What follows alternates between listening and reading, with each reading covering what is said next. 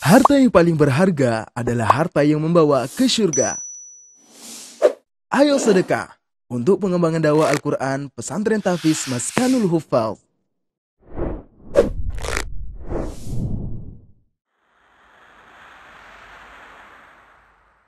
Ada wanita umur 34 tahun, dia lagi ngobrol sama temannya bicara tentang aborsi, tapi aborsi untuk yang ke-23 kalinya.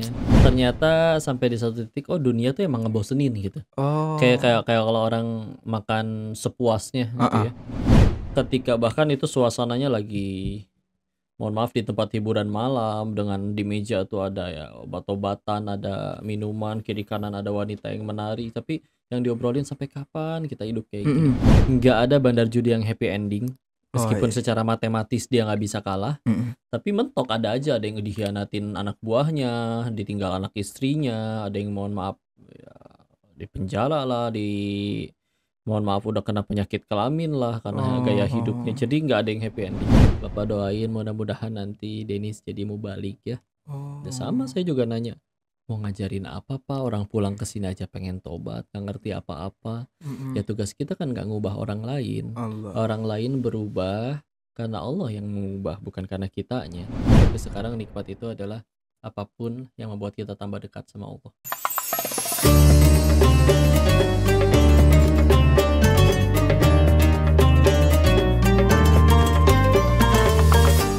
Assalamualaikum sahabat Quran, kembali lagi bersama saya Bang Don di podcast BBM Berbuka Bareng Mafaz. Nah teman-teman, kali ini seperti biasa di bulan suci Ramadan, Masya Allah, kita menghadirkan para orang-orang hebat yang luar biasa. Dan kali ini kita akan berbincang dengan seorang tokoh. Beliau merupakan seorang pendakwah yang sekarang Masya Allah lagi, Insya Allah lagi masyhur. Dan teman-teman juga pasti nggak asing dengan beliau ini. Nah ini dia Koh Denis. Assalamualaikum Koh Denis. Waalaikumsalam warahmatullahi wabarakatuh. Alhamdulillah. Alhamdulillah, kabarnya baik Koh? Alhamdulillah masih Allah izinkan sehat. Ustaz sehat? Alhamdulillah, Alhamdulillah Alhamdulillah. Alhamdulillah. masih bisa bertemu bertatap muka bareng Koh Alhamdulillah. Denis. Sebelumnya mungkin kita perkenalan dulu nih. Mungkin teman-teman sebenarnya mungkin udah tahu nih sama Koh Denis, tapi mungkin ada yang belum tahu, jadi kita Atau amnesia. perkenalan. Koh Denis nama aslinya siapa sih Koh? Nama Tionghoanya Lin Chin Fu. Lin itu yang di KTP Lin Chin Fu gitu? Oh Oh enggak, enggak. kan Oh. waktu rusus 98 tuh udah nggak boleh pakai nama Cina lagi. Oh. Jadi punya nama Indonesianya, namanya Denis. Oh, Heeh, Denis. Denis namanya saja Denis. gitu. Ada Denis Setiawan kalau di KTP. Oh. Kalau yang Tionghoanya tadi Tadi ya? Lin Chin Fu, iya. Ah. Coba Jadi ulangi. Lin Ching Fu. Iya, iya. Nanti di murojaah setelah nama Ustadznya ya. Aduh. Itu yang Tionghoa dari ayah atau dari ibu? Dari ayah. Oh, ayah Tionghoa. Berarti ayah nikah sama Ibu ibu orang Sunda. enggak, orang Losari, Brebes. Oh, orang Jawa. Perbatasan Jawa Barat, tapi udah masuk yang Jawa Tengahnya tuh. Oh. Saya Akhirnya Jawa. nah, kabarnya kan dari keluarga mualaf. Yang mualaf itu dari Yang ayah mualaf berarti. ayah jadinya. Iya, iya, iya. Kalau ayah emang keluarga Cina Tulen Mm-mm. tapi yang masih lahir di Cina sana ya kakek nenek ke atas. Kalau ayah Oh, pun sendiri pun udah lahir di Indonesia, oh, udah oh, WNI. udah dari Indonesia. Nah, kita tahu nih, mungkin teman-teman udah pada tahu kalau dulunya Ko Denis ini merupakan nauzubillah ya, alhamdulillah sekarang Allah berikan hidayah. Dulunya seorang bandar judi. Nah, mungkin bisa diceritain sekilas gimana sih kok bisa terjerumus ke sana tuh? Apa yang menjadi dasar terjerumusnya gitu? Ya sederhananya mah satulah, Hmm. saya lemah imannya. Sebagaimana orang korupsi juga tahu kan, Iya, korupsi itu bener. nggak boleh. Ya Ah, saya juga tahu itu waktu itu tidak baik, tapi ya karena lemahnya iman tidak ingin berdalih yang lain-lain. Walaupun oh, waktu itu ya ada kondisi-kondisi yang menjadi landasan lain sebelum mengakui lemahnya iman ini, seperti misalkan kita pernah ada kondisi di mana ayah waktu itu sempat sakit, usahanya oh, bangkrut, gulung tikar, heeh. terus harus ada utang yang harus dibayar juga. Oh, Tapi ya Masya Allah, beliau tetap bersabar, ingin mendidik anak-anaknya, dan semoga kami bisa jadi pahala jariah bagi beliau, insyaallah. Tapi kan negara ada masalah kesempitan dulu Iya, tersebut, iya, ya iya. akhirnya jadi salah satunya itulah yang nyebabin Berarti pergi ke faktor sana. ekonomi ya yang Ekonomi juga, sama satu juga selain masalah ekonomi juga penasaran juga sih, orangnya penasaranan soalnya. Jadi anak akhirnya muda juga. Itu umur berapa kok? berangkat ke sana 2014, berarti usia 22-an, 22, Oh, 23. masih itu banget ya, anak muda banget itu. Iya, 23. sampai ke Thailand katanya. Iya, di Thailand. Jadi sebelum di Thailand sempat main-mainnya itu di Indonesia juga atau langsung ke Iya, sana? pertama kali, oh enggak pertama kali sih, tapi untuk pertama kali keluar untuk urusan kerjaan ya ke Thailand. Jadi lahirnya di Indo, sekolahnya di Indo, kuliahnya di Indo, ya itu pas itu aja pas baru kerja ke sana. Ke sana ya. Masya Allah. Nah, ketika berada di fase itu tuh, apa tuh yang didapat? Mungkin kan setelah ke sana ke daerah-daerah sana, maksudnya ketika berada di keadaan seperti itu, apakah ketenangan kah yang didapat atau happy kah atau dan lain sebagainya atau malah merasa gelisah dan lain sebagainya? Iya itu ya, di sana ngelihat segala hal yang kata orang itu tuh bisa jadi sumber kebahagiaan. Ngelihat orang yang di sana mudah banget nyari duit, ada yang kaya banget, ada yang misalkan populer, ada yang tampan, ada yang cantik, semua segala macam dunia di sana ada. Tapi juga melihat bahwa mereka-mereka juga bahkan bisa lebih menderita daripada orang-orang yang nggak punya itu semua. Ada ngelihat seorang istri yang minta cerai dari suaminya gara-gara tidak dibelikan mobil yang kelima. Ada wanita umur 34 tahun, dia lagi ngobrol sama temannya bicara tentang aborsi, tapi aborsi untuk yang ke-23 kalinya. Kan Masya Allah, naudzubillah udah dengan hidup senikmat itu untuk dunianya ya, hidupnya nikmat, uangnya banyak, fisiknya baik, fisiknya bagus, tapi sebegitu stresnya. Yang lebih kaya dari saya sendiri waktu itu juga banyak yang lebih menderita hidupnya sampai nggak bisa tidur, buat tidur harus konsumsi obat tidur dulu. Diajakin pergi, dia nggak bisa karena katanya harus ketemu psikiater dulu karena berapa hari nggak bisa tidur, stres, menderita. Jadi ngelihat kayak, loh bukankah orang datang ke sini ngejar yang namanya tenang, kebahagiaan, dan mereka bahkan udah dapetin itu semua. Sebetulnya nggak cuma di sana sih, di Indo juga ada orang yang kita lihat sudah punya kekuasaan, sudah punya apapun, tapi turun dari mobil mewahnya senyumnya pahit. Gitu ya. Kalah sama anak kecil yang cuman dikasih permen atau cuman dia nyanyi-nyanyi nggak jelas, kita tepuk tanganin, dia senyumnya lepas, seolah nggak pernah mikirin cicilan, mikirin lain-lainnya. Jadi ngelihat bahwa walaupun perlu beberapa tahun setelah pulang baru menyadari bahwa iya sih, semua yang dianggap kebahagiaan di sana atau dimanapun, semua orang udah mendapatkannya pun masalahnya bahagia yang di hati tersebut, nah itu harus dibolak-balikan oleh sang penggenggam hati, bukan dari itu semua. Makanya ternyata kan ada yang nggak punya itu semua tapi tetap bisa bahagia, ada yang punya itu semua tapi tetap tidak bisa bahagia. Jadi salah satu hikmah yang diambil sih itu sih. Nah, sepanjang perjalanan itu ada fase pahit mungkin yang pernah Ko Denis rasakan? Ketika di sana untuk dunianya sih tidak ada pahit-pahitnya ya. Karena bergelimang harta, kadang sehari terima duit 80 juta. Allah. Tapi Sehari. tapi ya untuk dunianya nggak kekurangan lah ya, tempat tinggal ada, jam, apalagi waktu udah mendirikan sendiri kan jam kerja bebas, nggak diatur, duit masuk terus, mau jalan-jalan kemana aja bisa. Tapi ya salah satu yang dirasa paling pahit ya tadi kegelisahan yang tadi juga ini juga nanya kan apakah gelisah atau gimana. Iya itu kami merasakan. Beberapa dari kami juga, saya sendiri juga tidur paling lama tuh 3-4 jam, ntar kebangun entah karena gelisah atau mimpi buruk. Kadang ketika bangun langsung ambil handphone, cek handphone, buka saldo rekening, cek saldo, perasaan duitnya masih banyak, kenapa stres begini. Jadi tapi nggak nyampe yang kayak ada kepahitan yang sampai untuk urusan dunianya ya, tapi pahitnya pahit di gitu aja di hati, karena ternyata ya jauh dari Allah ya gitulah ternyata. Iya.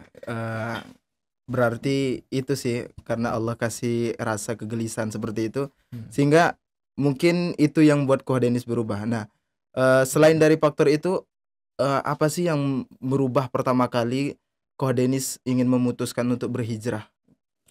Akhirnya lama-kelamaan mulai bosan. Oh, Dalam dengan artian ternyata sampai di satu titik, oh dunia tuh emang ngebosenin gitu. Kayak kayak oh, kayak kalau orang makan sepuasnya heeh, gitu ya. Ketika di 5 menit pertama dagingnya begitu menggoda, tapi mhm, kalau udah 90 menit terakhir udah beres, udah kenyang, nggak mau ngelihat iya iya dagingnya iya. itu lagi. Beli handphone sehari pertama begitu, ini handphoneku ini udah ditabung-tabung, balas WA sekali dilap, mengkilap, lebih glowing daripada mukanya ya. Tapi kalau udah pakai bertahun-tahun ya dijadiin ganjelan motor juga biasa aja. Iya, Ngebosenin. Jadi heeh, ketemu sama yang lebih kaya sama, dia bilangnya jenuh hidup seperti ini. Malah ketika bahkan itu suasananya lagi, mohon maaf, di tempat hiburan malam dengan di meja tuh ada ya obat-obatan, ada minuman, kiri kanan ada wanita yang menari, tapi yang diobrolin sampai kapan kita hidup kayak gini. mhm, Kayaknya enakan di rumah hangat dikelilingi iya anak iya cucu. Lah itu mah yang di desa-desa juga udah kayak gitu. iya, Tapi malah dia pengen yang seperti itu. Jadi kayak, oke, berarti ini fix nggak bisa selamanya, heeh, nggak akan selamanya kita hidup kayak gini. Apalagi semakin membuka mata ngelihat nggak ada bandar judi yang happy ending. oh Meskipun iya, secara matematis dia nggak bisa kalah, mhm, tapi mentok ada yang dikhianatin anak buahnya, ditinggal anak istrinya, ada yang mohon maaf ya, di penjara lah, mohon maaf udah kena penyakit kelamin lah karena gaya hidupnya. oh, Jadi nggak ada yang happy ending, nggak ada yang happy nggak ending ada ya? happy ending. Jadi akhirnya oke nih berarti udah harus, udah tahu lah bahwa Heeh, ini nggak akan selamanya, nggak boleh selamanya hidup kayak gini. Karena oh, apalagi ngobrol sama yang lebih kaya pun mereka sama, pada tanyanya kayak tadi, "Saya mau sampai kapan?" Kayak gitu. oh, iya iya. Berarti Mhm. itu ya, jadi Allah berikan rasa bosan berarti? Ada bosan, kan emang gitu sih dunia Heeh, ngebosenin iya gitu. benar, Nggak, ketika kita beli suatu barang yang kita memang sukain, mhm, oke kita jujur akuin ada rasa senang ketika, "Ih kebeli nih handphone baru," iya, gitu ya. Tapi bisa bosan. Sedangkan kalau misalkan kita bicara bahagia ya kayak, ya insya Allah nanti kita nyampe Ramadan nih. mhm, Di Ramadan itu orang bilang sekarang resesi 2023 bakal krisis ekonomi dan lain-lain. Enggak, lihat keberkahannya Ramadan. Setiap iya, masjid ngadain buka bersama dan mhm, makanan itu berlebih. Sampai diminta udah kalian bawa pulang aja, bawa pulang bungkus. Bawa pulang kita tahu kita udah kenyang, besok puasa nggak akan kemakan, iya, pasti kebuang. Tapi ketika dibawa pulang misalkan kita lihat di lampu merah ngelihat ada yang kelihatannya dia aja lebih membutuhkan, kita kasih. mmm, Terus waktu dikasih, beliaunya sambil menundukkan kepala sambil mendoakan dengan tulus, "Ya Allah, Ade, terima kasih Bapak belum makan. Gak bisa balas apa-apa, mudah-mudahan dimudahin segala urusannya, rezekinya diberkahin semuanya." Kok seneng ya iya, didoain kayak gitu? bener, Padahal kan yang dikasih sesuatu yang kita nggak butuh, heeh, harganya pun amat sangat murah, bahkan bisa kita lakukan dan beli setiap hari. Sepanjang jalan sampai rumah kok nyengir-nyengir sendiri ngelihat, "Ya Allah si Bapak ngedoain, Masya Allah." mhm, Kalau memang bahagia itu harus sebaku itu gitu. Jadi bahagia itu harus minimal punya rumah segede gini, mhm, minimal punya saldo sebanyak ini. Tapi enggak tuh, ternyata ada hal-hal seperti itu yang yang tidak harus memiliki segala iya, macam tadi, tetap tuh bisa bisa bahagia. bahagia ya, Membuktikan bahwa kayak katanya bahagia harus dari harta, jabatan dan yang mhm, lain-lain. Enggak tuh ternyata ketika sang penggenggam hati ridho dengan perbuatan kita itu, mudah bagi-bagi dirinya untuk menjadikan hati kita bahagia. Jadi berarti tidak harus dengan cara ini nih iya untuk iya iya. kesana. Akhirnya, memutuskan hijrah dan ketika sudah memutuskan hijrah tuh ada tantangan terberat gak mungkin yang dilakukan, yang dihadapi? Pertama untuk urusan dunianya pembersihan. Karena Oh, kan, waktu itu mikirnya oke lah, udah harusnya akhirnya berhenti kan tuh mhm, dengan membulatkan tekad, tapi, belajar dari yang lain. Biasanya berhenti abis-abisan heeh, atau biasanya berhenti karena terpaksa, biasanya iya, karena udah bangkrut, heeh, ditipu anak buahnya sendiri dan lain-lain. Ini mah dalam keadaan keuangan masih sehat, jadi masih bawa pulang duit ratusan juta waktu itu, oh, pulang dari sana, tapi duit haram semua, ya. Dan jadi awalnya ngerasa itu kepahitan ketika heeh, Allah membersihkan duit haram tersebut dengan cara datanglah para penipu, mmm, para ada yang kerjasama bisnis tapi malah bangkrut, padahal dia sebelum dan setelah kerjasama sama saya dia selalu untung karena memang ahli di bidang tersebut. Jadi kayak seolah-olah dia memang lagi jadi jalan bagi saya untuk ngebersihin duit haramnya tersebut. Iya benar. Ya akhirnya jadi penolong sih. Perlu waktu beberapa tahun untuk menyadari bahwa mereka itu sebetulnya adalah penolong dari Allah. Karena katanya pengen hijrah. Masa uang haramnya masih dipegang, masih dimakan, ya udah mesti dibersihin dong. Tapi nggak sanggup, ya Allah, masih terlalu melekat di hati. Ya udah ditolong ya. Nih ada orang yang nipu, ada yang padahal teman deket banget, padahal harusnya dia jujur, tapi ternyata hilang, entah kemana. Ada. Itu mungkin kepahitan untuk yang dunianya. Sama paling selanjutnya ya berusaha mengejar ketertinggalan tentang Islam ya, karena jauh banget. Pulang juga kan nggak ngerti tajwid, cuman taunya 3 kul, itu pun tajwidnya berantakan. Jadi ngejar sih, ketinggalan banyak banget. Jadi pahitnya menuntut ilmu mungkin ya. Tapi kan kata Imam Syafi'i juga, kalau tidak tahan menahan pahitnya menuntut ilmu, maka harus tahan pahitnya kebodohan. Benar. Nah, kok bisa sampai jadi sekarang Masya Allah jadi pendakwah, itu gimana tuh perjalanannya? Dari awalnya bandar judi, sekarang sampai bisa berdakwah dari media sosial dan juga berdakwah secara offline gitu. Itu gimana tuh perjalanan menuntut ilmunya tuh, dari mana gitu sampai bisa seperti sekarang? Awalnya pulang, belajar, mulai ikut-ikut kajian atau pengajian di dekat rumah. Alhamdulillahnya di Indonesia tuh banyak banget ya pengajian.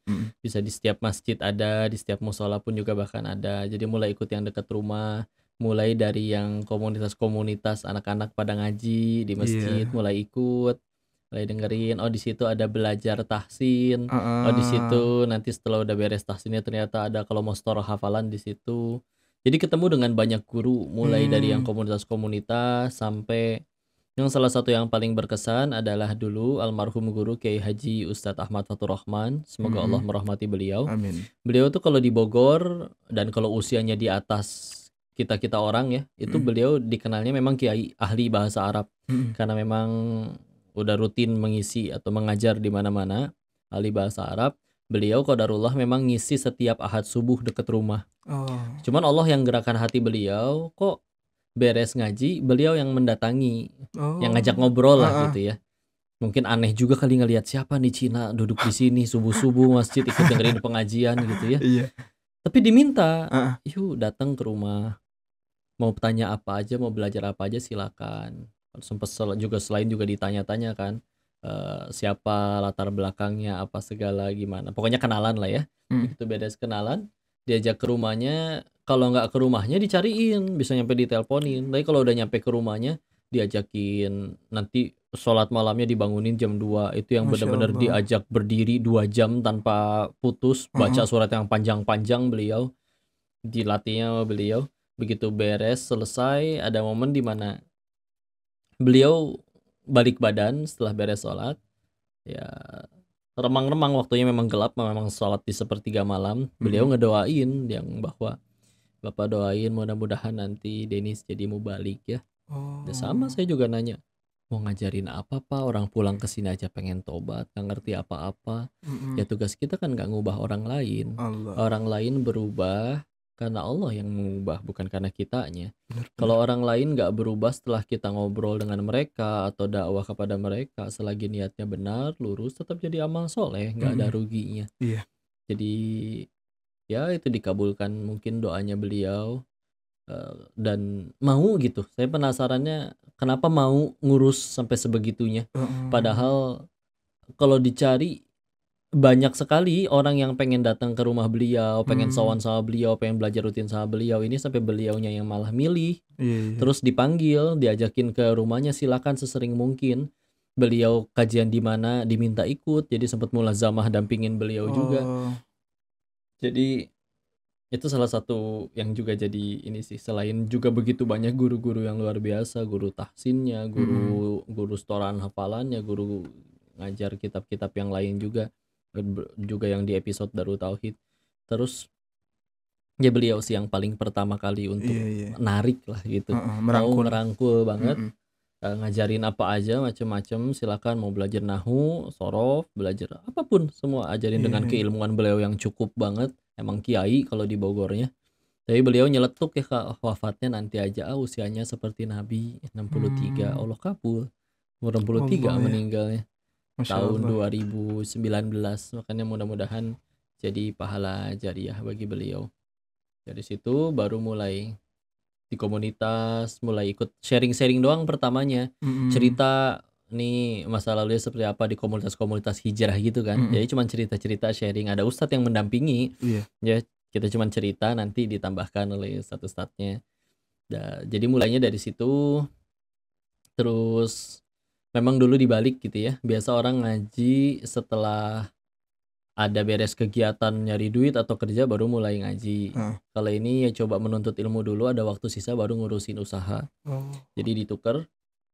Terus barulah mungkin yang dikenal orang-orang episode yang belajar di Darut Tauhid di tempatnya Agim waktu itu. Tapi itu pun juga kan sudah 2019-an. Oh. Sedangkan pulang udah dari Maret 2017. Jadi ada proses tuh belajar dengan Pak Kiai Ustadz Ahmad Fatur Rahman, dengan guru-guru yang lain, Ustadz Samsam Nur Hidayat dan lain-lain yang di Bogor. Sempet ngafal katanya berarti di Bogor juga sempet ngafal. Iya, waktu itu sudah mulai ketika udah belajar tajwidnya selesai, dibenerin semua bacaannya, sudah diminta mulai menghafal, jadi mulai ngafal. Mulai dari bawah, dari Anas. Dari Anas. Nah, dari bawah. Trikul katanya masih Iya, akhirnya dibenerin, oh ternyata ada yang namanya ikhfa ya, itu mesti ditahan dulu. Oh, itu kalau nunnya ada tasdidnya harus digunnah dulu, ditahan ya 2 sampai 3 rakaat, ngulang lagi. Ngulang lagi. Jadi Di trikul sempat nggak hafal dulu ya. Katanya sempat itu juga nggak tahu surah Al-Mutaffifin. Iya, gara-gara ya beres pengajian udah gitu ada santri atau peserta kajian lah. Iya. Ditanya ustadznya, ayo pada setoran, datanglah satu anak SMA, dia 15 tahun kelas 1. Dia pengen ditanya oleh ustadznya setoran apa? Setoran Al-Mutaffifin. Emang ada ya surat Al-Mutaffifin? Itu baru pulang dari Thailand. Taunya kan cuman ya kuliah, kulhu, Al-Falaq, An-Nas, ya paling idaja. Terus apa lagi tabat siada, udah gitu aja. Terus ina atau ina gitu doang kan orang umumnya taunya. Ternyata Al-Mutaffifin. Terus kok didengerin kok panjang banget, nggak habis-habis gitu ya. Pas lihat-lihat oh beneran ada. Ya Allah, bener-bener ketinggalannya jauh amat ya. Berarti selama ini hidup udah 25-26 tahunan, hidup teh ngapain aja berarti selama ini. Jadi ngerasa akannya ya makanya malu sebagian dari iman ya, gara-gara malu sih, memang malu akhirnya untuk jadinya pengen yuk ngejar, belajar, ngejar lagi jadinya.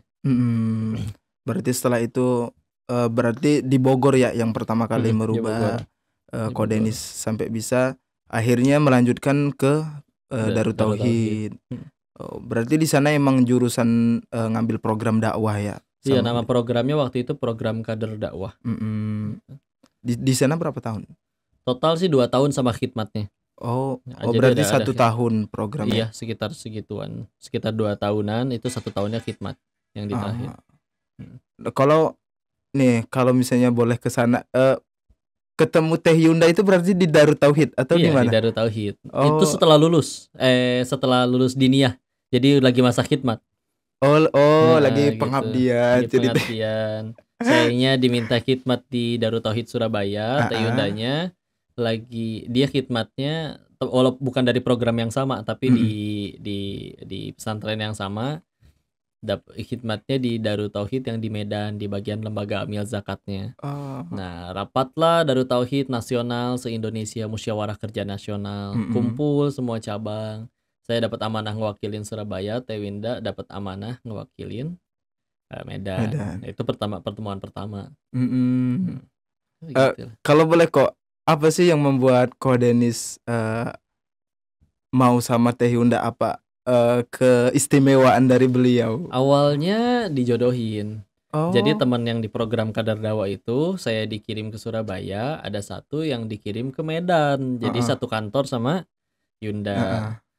Beliau lah yang pertama kali ngeliat ini kayaknya cocok gitu ya. Walaupun Yundanya ngira tadinya kamu udah mau nikah belum, dikiranya dianya yang ngedeketin, padahal dianya udah, teman saya ini juga udah punya calon ya. Taunya pengen dijodohin ke sayanya, dan dia jadi double agent, istilahnya mempromokan sayanya ke dia, ke Teh Yunda, promoin Teh Yundanya ke sayanya. Tapi kami sama-sama waktu itu jauh banget Surabaya ke Medan, jarak 2000 km tuh, yang bener aja. Jadi udah sama-sama nolak tadinya, nggak mau gitu ya. Tapi ternyata harus rapat nasional itu jadi seolah-olah ya sok-sok silakanlah ketemu dulu, ngelihat dulu.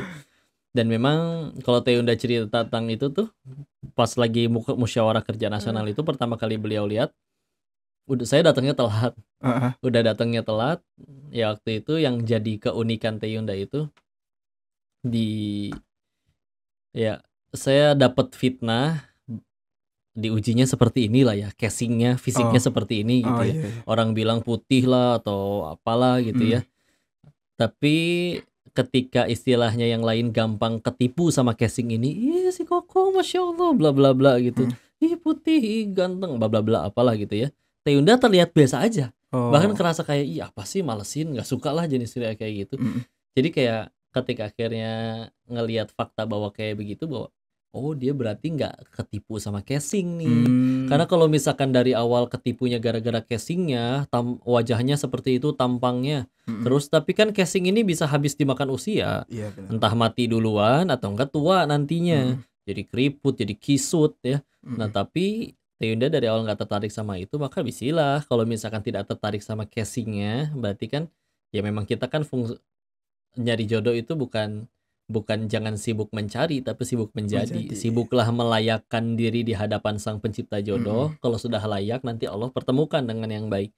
Jadi ya udah, melayakkan diri sambil memang itu kan terus masih sambil belajar, masih pendidikan juga sambil pendidikan Darut Tauhid, masih ngaji sana sini juga, sampai sekarang juga masih belajar. Nah, dia nggak tertarik sama casingnya gitu istilahnya. Karena kalau misalkan kan kalau yang jujur ya lebih banyak yang ketipu casingnya, sehingga kadang datang mungkin cuman penasaran doang, oh ini si Koko Teh, terus mungkin ngajinya nggak dicatat tapi yang lebih dipersiapin nanti pengen selfie ya kan, yang kayak gitu juga ada aja. Kalau Teh Unda nggak terlihat tidak tertarik dengan itu semua. Jadi istiqoroh, ketika istiqoroh terus ya udah bismillah coba maju untuk izin mau menemui bapaknya. Tapi akhirnya beliau arahkan dulu, nih ada ustadz saya, biarkan mereka menjadi murabi, jadi diperantarakan mediasi ta'arufnya melalui para ustadz dan ustadzanya. Saya menghubungi ustadznya nanti menyampaikan ke istrinya baru nyampein ke Teh Unda. Barulah sampai situ. Ketika sudah selesai istiqoroh, proses tukaran CV, saling bertanya melalui guru-guru itu selesai. Lalu mau lanjut nggak? Kalau lanjut maka silakan datang ke ayahnya, nemuin sekalian nalbor. Berangkat ke sana, pertemuan kedua ketemu ayahnya, ya singkat cerita pertemuan ketiga pas di akad nikah. Berarti memang Masya Allah ya, jalurnya memang sesuai dengan syariat, alhamdulillah ya. Karena memang mediasinya dari Darut Tauhid ya, dari pesantren. Awalnya ya kan dari yang teman satu pesantren itu, satu asrama bahkan kami. Terus dikirimnya ke cabang Medan. Walaupun sekarang beliaunya udah nggak di cabang Medan lagi, Yundanya juga kan udah diboyong ke sini. Baik kok. Mungkin sedikit kok. Kalau prinsip hidup dari Ko Deni sendiri itu gimana sih? Kalau setelah hijrah, setelah menjadi seperti sekarang itu, moto hidup yang Ko Deni tanamkan dalam diri itu apa? Insya Allah kalau sekarang jadi jauh lebih enak ya. Karena Islam merubah definisi tentang nikmat dan musibahnya. Dulu bagi saya sendiri juga nikmat itu adalah ketika keinginan itu terkabul. Pengen rumah dapat rumah, pengen mobil dapat mobil. Tapi sekarang nikmat itu adalah apapun yang membuat kita tambah dekat sama Allah. Meskipun bentuknya motor hilang, tapi gara-gara motor hilang tambah banyak sujudnya, berarti nikmat itu. Ya.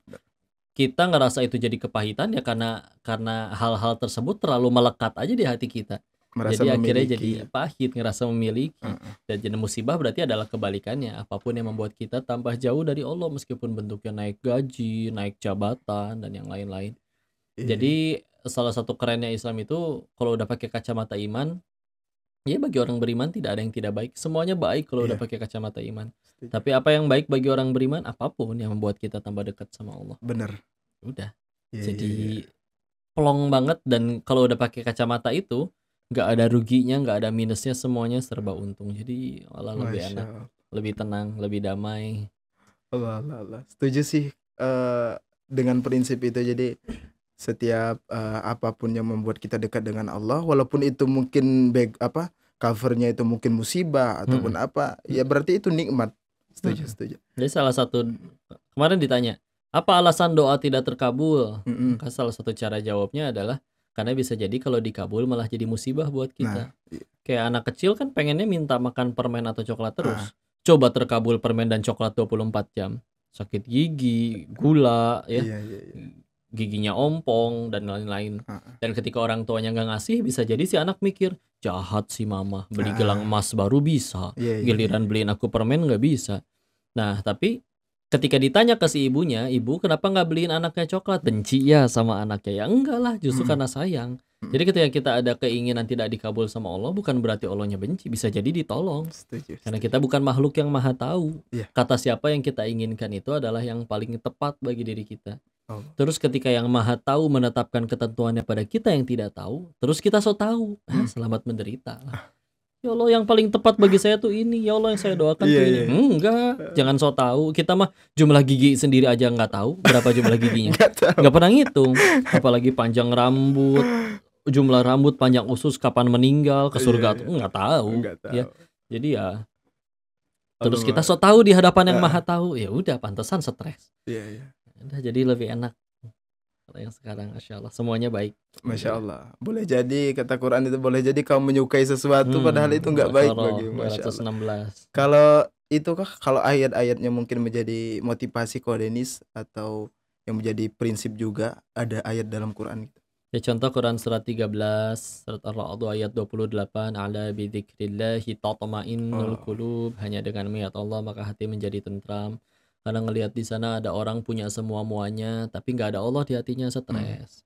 Ada orang yang mungkin terlihat bagi kita kok penghasilannya sedikit ya, tapi dia kok cukup terus dan nggak pernah terlihat stres, menderita. Ya bisa jadi ada Allah di hatinya. Jadi Allah cukupkan dirinya. Ya.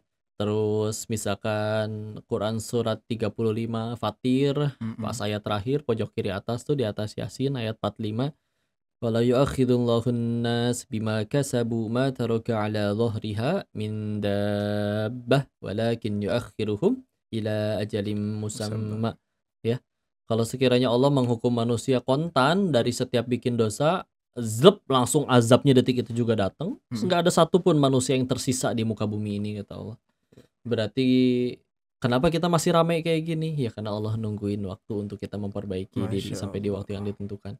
Sehingga kalau ke diri ingatnya, ya Allah, mungkin ada sebagian dari kita ngerasa, ya Allah saya udah punya dosa banyak banget, layak gak ya diampunin sama Allah? Nggak usah lah, udah sekalian kepalang basah, nyebur aja sekalian. Enggak, itu was-was syaitan. Karena kalau emang Allah sudah benci sama kita, udah Allah matikan detik itu juga. Kenapa kita masih hidup? Allah nungguin kita tobat. Kalau ke orang juga sama, kok saya ngelihat dia maksiat tuh kok depan mata nih, saya rekam, ada rekamannya. Gampang tanya, orang yang kamu lihat maksiat masih hidup nggak? Kalau masih hidup berarti sederhana. Kata yang punya langit dan bumi aja Allah masih ngasih dia kesempatan. Siapa kita main menghakimi? Yang kayak gitu tuh yang gak akan ke surga. Yang kayak gitu yang pasti masuk neraka. Enggak. Yang ngomong ini juga layak Allah matikan detik itu juga gara-gara dosanya. Sedangkan kita sendiri adalah hamba Allah yang pernah diampuni Allah. Terus main hakim sendiri melebihi kuasa Allah. Enggak. Jadi mereka suatu saat ketika taubat nasuha lebih mulia daripada kita yang ngerasa suci. Na'udzubillah. Jadi itu ayat juga termasuk keren banget. Masya Allah. Masya Allah. Makasih. Masya Allah. Syukran Ko Denis sudah mau berbagi, udah mau sharing sama kita. Teman-teman bisa dijadikan motivasi, pelajaran buat teman-teman dan buat kita khususnya. Saya pribadi juga, apa yang telah kita dapat, apa yang telah Ko Denis sampaikan, semoga itu menjadi pelajaran bagi kita. Dan sekali lagi terima kasih kepada Ko Denis sudah meluangkan waktunya ke BBM ya, berbuka bareng Mafaz. Semoga bermanfaat dan insya Allah akan menjadi amal jariah bagi Ko Denis nantinya. Baik teman-teman, terima kasih atas waktunya dan kita akhiri. Wassalamualaikum warahmatullahi wabarakatuh.